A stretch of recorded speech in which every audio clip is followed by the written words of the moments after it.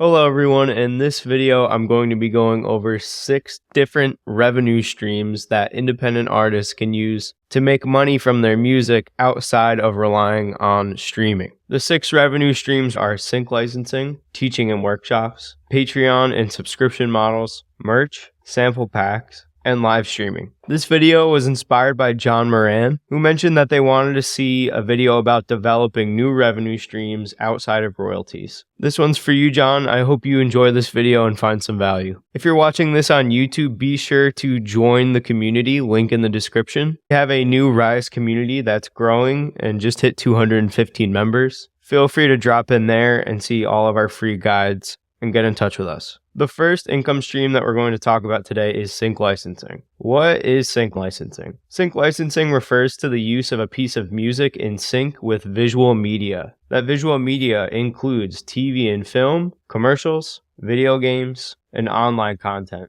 TV and film will sync music for background music, opening or closing credits, and even major scenes. Music can be used in advertisements for brands both online and on traditional media. Video game companies will sync music for in-game soundtracks, trailers, or promotional videos. And there are sync opportunities for YouTube videos, influencer content, and corporate presentations as well. What are the ways that you can generate income from sync licensing? There are 2 main ways. The first is an upfront sync fee, which is money paid to the artist or rights holder when a song is licensed for a specific visual project. This fee varies widely depending on the scope and the usage of the music. For example, I'm sure everyone has heard Feel It Still by Portugal the Man. It was a huge hit from several years ago, and it was used in this Apple commercial for the iPad Pro. For major brands like Apple, sync fees can range anywhere from $50,000 to over $500,000 depending on the terms and length of use. The next way to get paid through sync is with back-end royalties. Every time the content with your licensed song is broadcasted or streamed, you can earn performance royalties through your performing rights organization, like ASCAP, BMI, or SOCAN. Beyond monetary compensation, successful sync placements can help an artist gain significant exposure, which can lead to increased streams. How do I start getting involved in sync licensing? The first thing you can do is put together a portfolio of tracks and demos that fit different moods and genres. You want to show versatility when putting together a portfolio for sync licensing. You might get a brief for a commercial one week that calls for something moody and cinematic. Then the next week you could get a brief for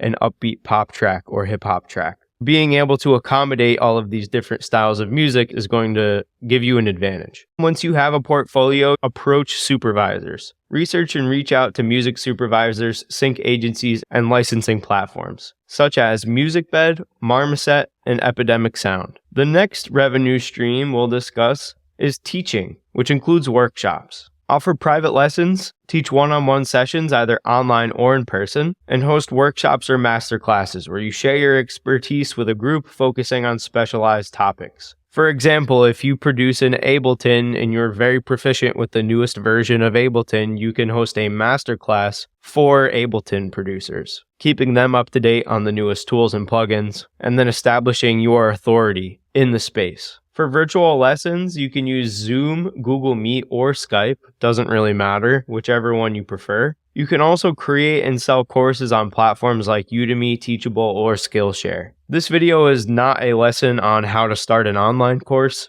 There are lots of guides from people that are way more qualified in that regard. But if you know how to structure an online course, ChatGPT or Claude can help you, and you could package it together in a way that's easy for someone to digest. Putting it up on Udemy, Teachable, or Skillshare is a good idea. You can also build and monetize a community with school, which is what we do at Rise. Shout out our Rise school group, link in the description. Join the community, join the conversation. Anyway, school, yeah. No matter what, whether you're selling an online course or giving private lessons for an instrument, you need to develop a structured lesson plan that progressively builds the student's skills. Then you set your rates and packages. Determine competitive pricing based on your expertise and the market. You can offer different packages such as weekly lessons, intensive boot camps that last a weekend, or discounted rates for longer commitments. Our next income stream is Patreon and subscription models. Here you get people to subscribe to something every month. In this case, I'm using Patreon as an example.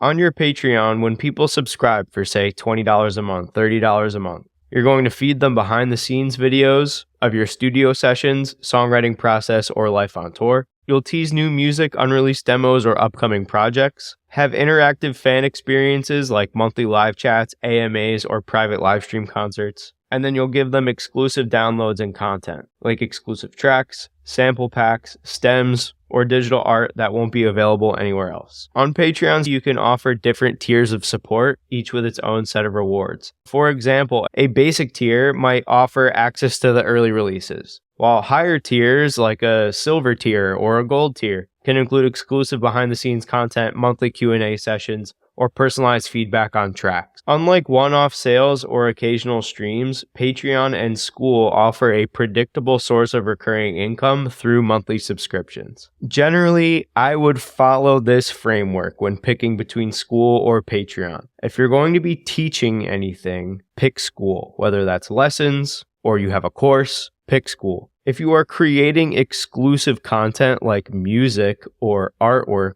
pick Patreon. If you pick Patreon, it's also probably still a good idea to have another location for your community where people can communicate. So in that case, I recommend creating a Discord server for your fans as well. So Patreon and Discord is a good strategy. School has a community aspect built into it, so you don't necessarily need a Discord if you go with the School route. But a lot of people that work in creative industries or that are musicians tend to hang out more on Discord than in a School community. The next stream of income is merchandise or merch. I recommend that artists set up a simple Shopify store for their merch, which will allow you to have a beautiful online store with payment options integrated and an inventory tracking system. I see many bands doing the print-on-demand to Shopify strategy, where you use a platform like Printful to easily get their merch designs printed on cheap t-shirt blanks and hoodie blanks, and then Printful will handle the shipping and fulfillment for the band. That way they don't have to house the inventory themselves. I'll make a separate video about Printful and go deeper into merch another time. Printful integrates easily with Shopify. The Printful print-on-demand merch strategy is good for a lot of bands that are just starting out.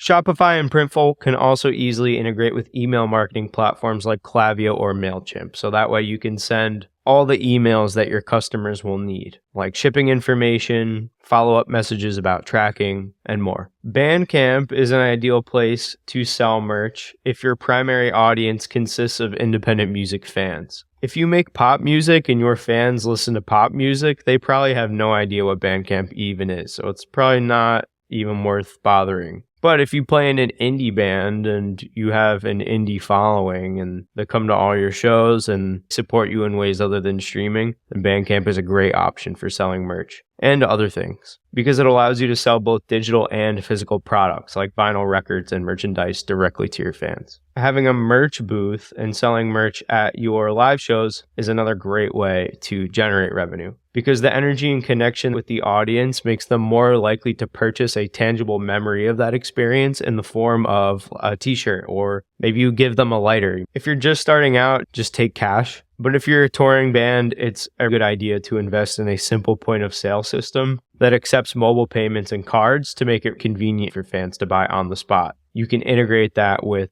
your Shopify page as well. All right, the next stream of revenue comes from sample packs. So if you're getting into the sample pack game, you need to make sure that you create a signature sound or it just won't work. Your signature sound could be your drum patterns, bass lines, synth presets, vocal chops, or special effects. But it just has to be unique to you. Otherwise, everyone's going to keep going back to Splice and using the Oliver Power Tools pack, which is heard on every pop song these days. It's really hard to compete with that unless you do something that's cool and unique. When you're making your sample packs, you need to make sure they're organized and labeled properly with details like BPM, key, and type. For example, if you have a pack of 808s, you might label it like this: 808 kick, key of C, 130 BPM. This makes it easy for producers to find exactly what they're looking for. And you can categorize them into folders based on instruments, drums, bass, synths, or vibes like dark, melodic, or trap. You could have a pack for drums, or a pack for just bass, or a pack for just loops and song starters. Adding MIDI files, project templates, or preset packs for popular DAWs like Ableton, FL Studio, or Logic Pro is a great way to increase your value proposition. And the last note on samples is to keep it high quality and consistent. Make sure your samples are mastered. If they're quiet or they're not mastered or they're not polished, it's going to damage your reputation. If you make sample packs, post them on Splice. It's the most popular marketplace for sample packs because they have a large engaged audience of producers actively searching for new sounds every day, myself included. Or you can go the other way, which is to post it on your own website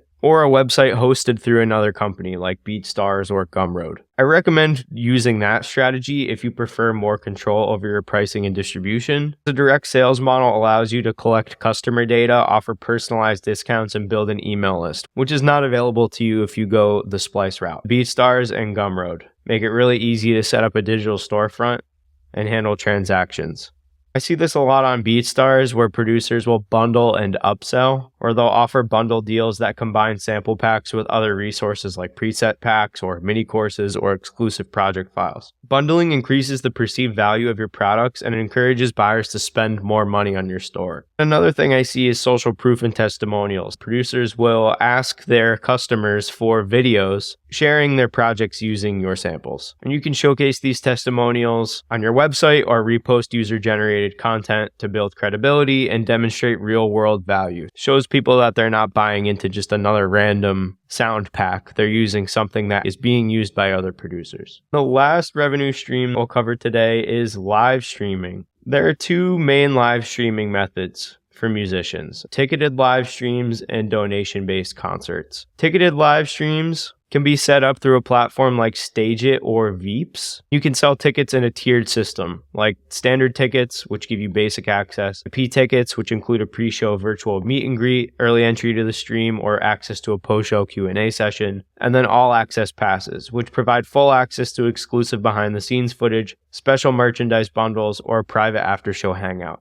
I see this is extremely popular in the K-pop industry. K-pop artists will do very big shows with professionally shot live streams and then monetize all of the people who couldn't make it to the show but wanted to go through pretty expensive VIP ticket systems with ticketed live streams. For donation-based concerts, host a live stream and encourage viewers to contribute whatever amount they feel comfortable with. This method works well for fans who might not be able to afford a standard ticket price but still want to support you. Platforms like Twitch, YouTube Live, and Instagram Live allow you to receive direct donations or tips, making it easy to get started for free. Okay, so those are 6 revenue streams that independent artists can use to generate some income based on their skills and their art outside of just streaming on DSPs. If you found this valuable or learned something new, please like and subscribe. It helps us out so much. Make sure you join our free school community, link in the description, and we'll see you in the next one.